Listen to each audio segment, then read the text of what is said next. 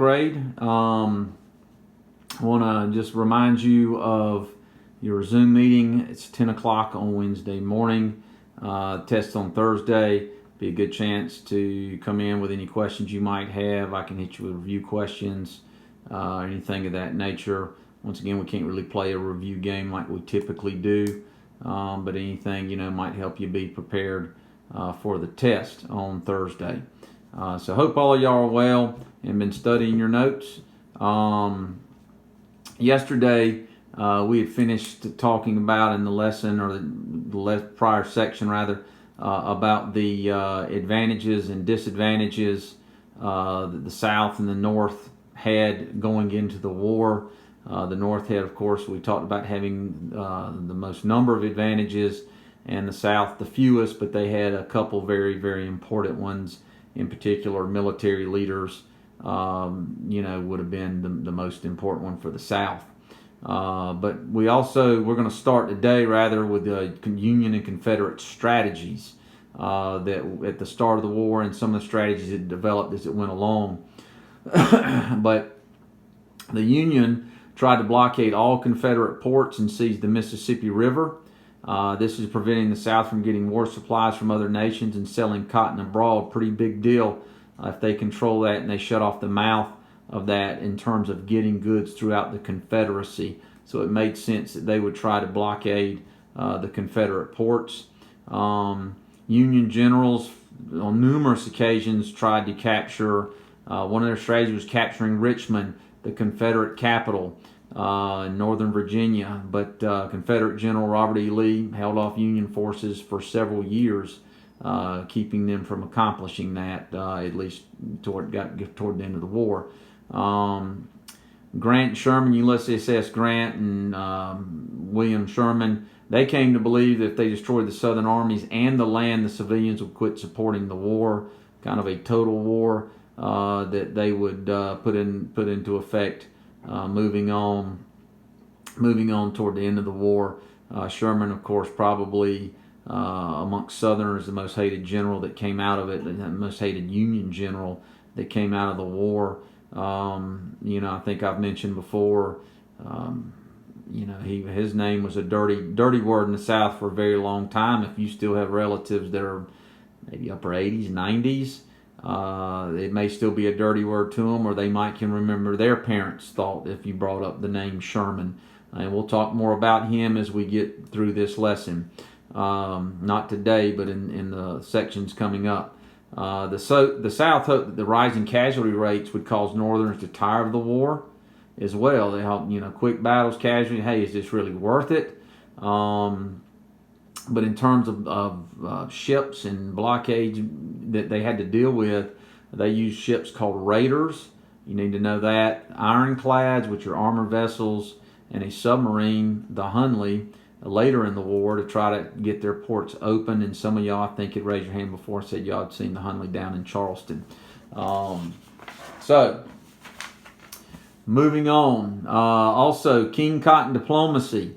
The South hoped that Great Britain and France would rise to their aid if they could not get cotton, and that did not happen. And we're going to talk, a little bit of why that is, maybe in the sections moving ahead.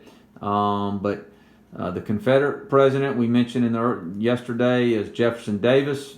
He attended West Point and was later the Secretary of War during the Mexican-American War, and he didn't like turning his military decisions over to other people. And sometimes this caused him to argue with his advisors, and sometimes that's not a good thing when you hire somebody to do a job and you're constantly interfering with them. So sometimes he could be his own worst enemy. The U.S. president, of course, was Abraham Lincoln. He had little experience in national politics or military matters at the start of the war, but he would become to be thought of as a patient but strong leader, I guess, toward the end of the war.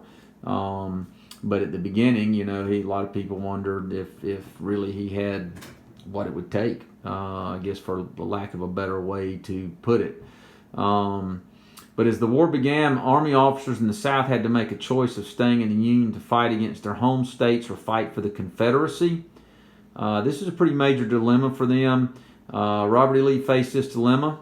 and he was asked by Lincoln to command the Union Army. And Lee ultimately refused. He had mentioned earlier, that he was not for secession. At one point, he did not want to see a conflict come, but he explains, I put the quote, the letter to a friend, I put it in quotation there in your notes. I cannot raise my hand against my birthplace, my home, my children.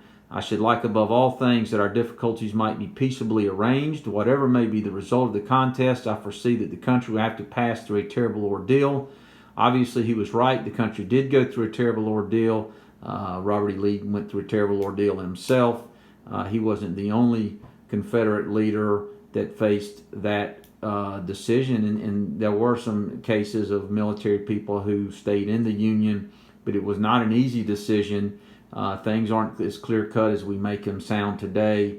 But a lot of people, back then would think, hey, they're a Virginian first and an American second. And, when it came down to thinking, well, if I had to take up arms against my family, my homeland being my state, they would not do so. And, of course, he would later become the commander of the Confederate Army. One of the battles, most of the battles we'll talk about in the sections following that will, next when we get into following spring break. But one of them we'll mention today is the Battle of Bull Run. Bull Run's a small stream in northern Virginia. It's known as the Battle of Manassas, or was to the Southerners. It's the first major battle of the Civil War. I got the dates on your notes. July 21st, 1861. A couple interesting notes of this is that Washingtonians, some of the people came out, set out to watch the Union Army crush the Confederate rebels, many carrying picnic baskets and spreading out over a hilltop overlooking Bull Run. They thought, this is a safe distance. They could watch it, I guess, like we would watch a football game or something. But they felt like the rebels, as they would have considered them, were gonna get clobbered. Well, it didn't turn out that way.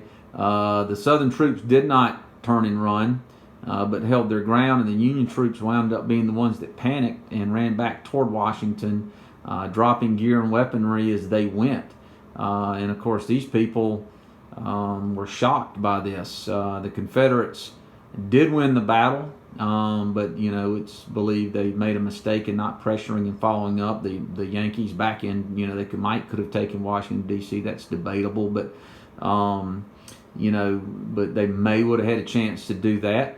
But neither armies were super experienced top to bottom at the time anyway. But during the battle, Confederate General Thomas Jackson inspired his troops to hold their ground, and while he was doing so, another Confederate officer commented that Jackson held his ground like a stone wall. Y'all probably not heard of Thomas Jackson, doesn't ring a bell, but you probably heard of Stonewall Jackson, and that's where he got his nickname that he would be known by. I put an asterisk by this because it's not in your American Nation book, but on your notes. But there was three regiments from South Carolina that took part in the battle, including the Hampton Legion, who were led by Wade Hampton III. And then in April of 1862, less than a year later, South Carolina started a conscription, which is a draft. You'll need to know that. It was not popular in South Carolina because exceptions were made, and for owners of 15 or more slaves, and because draftees could hire substitutes. So most Southerners didn't own slaves, but were fighting. So they didn't, you can see how you would not be happy if you were a mother or father of a soldier. Your son's all fighting, and then somebody else's son could buy their way out of it, or by the fact they own a certain number of slaves, they didn't have to take up the fight. So you could see where the most of the people weren't happy about that. Also in the North, they wound up having to adopt similar conscription laws, and in 1863 this led to riots and attacks on blacks in northern cities. New York had a very infamous one, and although slavery didn't exist in New York at that time, it didn't mean that there wasn't hard or racist feelings that went around. And of course, racism is a term in the book, but it's the belief that one race is superior to another. So it was a very ugly scene. there as well during the war, but they needed manpower, and of course the South needed manpower more than the North, but the North needed it as well. Anyway, these are the this is where we're going to stop. I'm going to stop. We'll start next go around with the naval actions, but the notes from yesterday all the way through to what we covered today is what we will have on our test on Thursday. So if you have any questions regarding that, please let me know.